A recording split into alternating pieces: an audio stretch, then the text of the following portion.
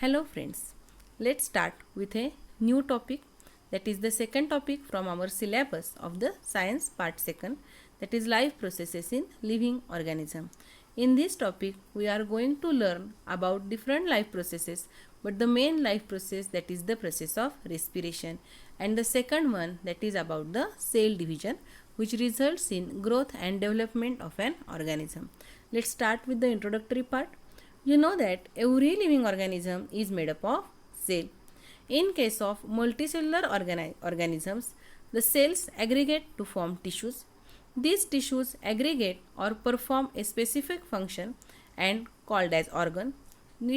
Different organs come together to form organ system, and a number of organ system constitutes an organism, and this is called as cellular organization. म्हणजेच आपल्याला higher ऑर्गॅनिझम्समध्ये, developed ऑर्गॅनिझम्समध्ये, multicellular ऑर्गॅनिझम्समध्ये अशा प्रकारचं cellular organisation म्हणजे सेल्सकडून टिश्यूजपासून बनलेले ऑर्गन्सनी बनलेली organ system आणि अनेक organ system एकत्र येऊन बनलेला ऑर्गॅनिझम, अशा पद्धतीची रचना दिसून येते.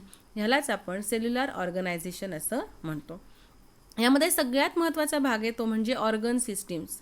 आपल्या बॉडीमध्ये, आपल्या म्हणजे फक्त ह्युमन बिंगच्या नाही तर हायर ऑर्गॅनिझम्समध्ये आपल्याला अशा नंबर ऑफ ऑर्गन सिस्टीम्स दिसून येतात.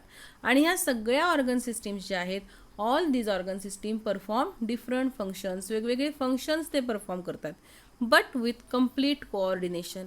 म्हणजे प्रत्येक एका सिस्टीमचा दुसऱ्या सिस्टीमशी योग्य पद्धतीचा समन्वय आणि संबंध आपल्याला दिसून येतो. इथे कोऑर्डिनेशन म्हणजे समन्वय. जसं की आपल्याला भूक लागल्याची संवेदना होती आणि त्याच वेळी आपल्या शरीरामध्ये पाचक स्त्रवले जातात.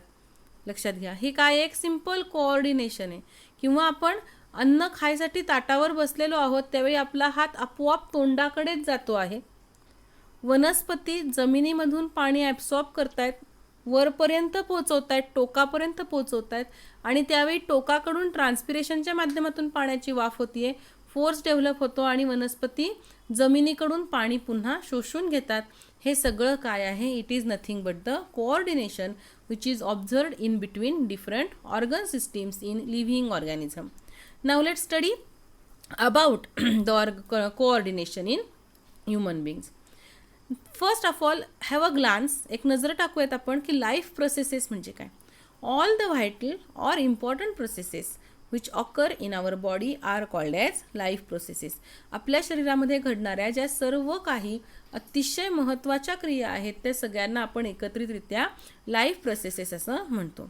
For example growth, digestion, respiration, excretion, control and coordination. All these are the vital life processes.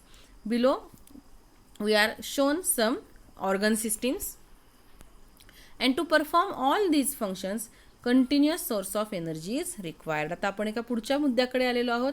हे सगळ्या बॉडी सिस्टीम्सची कामं जर शिस्तीत चालायची असतील, कंट्रोल आणि कोऑर्डिनेशनमध्ये चालायची असतील, कुठलीही गडबड घोटाळा न होऊ देता ही सगळी कामं शरीरामध्ये घडून यायची असतील तर शरीराला कशाची गरज आहे? एनर्जीची गरज आहे, ऊर्जेची गरज आहे. And this energy is provided by means of food we eat. ही एनर्जी आपल्याला कशातून मिळते? तर आपण जे अन्न खातो ह्या अन्नातून आपल्याला ही एनर्जी मिळते. का बरं अन्नातून एनर्जी मिळते? Because food contain different nutrients. काही महत्त्वाची अशी पोषक द्रव्य ह्या अन्नामध्ये आहेत. For example carbohydrates, proteins, fats, vitamins and minerals. And the food we eat. आता एनर्जी मिळवायची आहे, अन्न खाल्लं म्हणजे काम झालं असं नाही. जर आपल्याला कंटिन्युअसली एनर्जी हवी असेल तर ह्या खाल्लेल्या अन्नाचं पचन होणं महत्त्वाचं आहे. ह्या पचनामधून ह्या सगळ्या न्यूट्रियंट्सचे जे सिम्पलर फॉर्म्स आहेत, म्हणजे कार्बोहायड्रेट्सपासून मिळणारं ग्लुकोज असेल, प्रोटीनपासून मिळणारे अमिनो ॲसिड्स असतील, फॅटपासून मिळणारे फॅटी ॲसिड्स असतील, हे रक्तामध्ये शोषले जातात.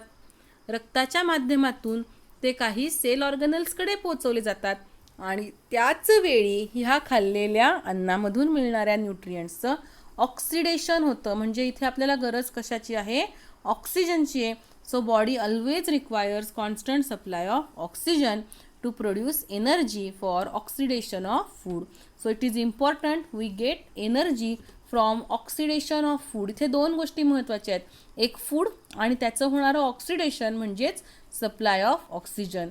And for The combination of oxygen along with the food circulatory system plays important role in our body, and thus in our body both digestive and respiratory system work together to produce energy, and the process of energy production takes place in a cell organelle that is called as mitochondria.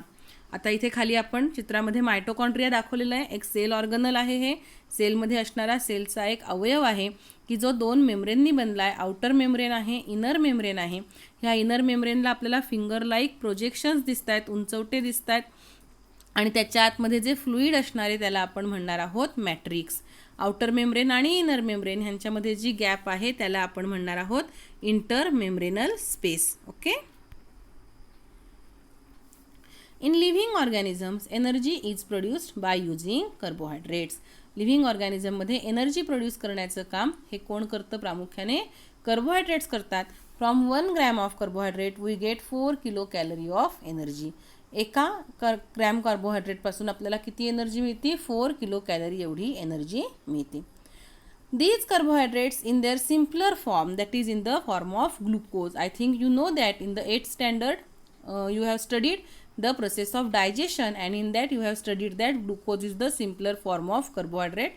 So this glucose, it is used for the energy production because it is easily absorbed in the blood and provides instant energy, and because of this reason only players consume Glucon-D or glucose water to get the instant energy.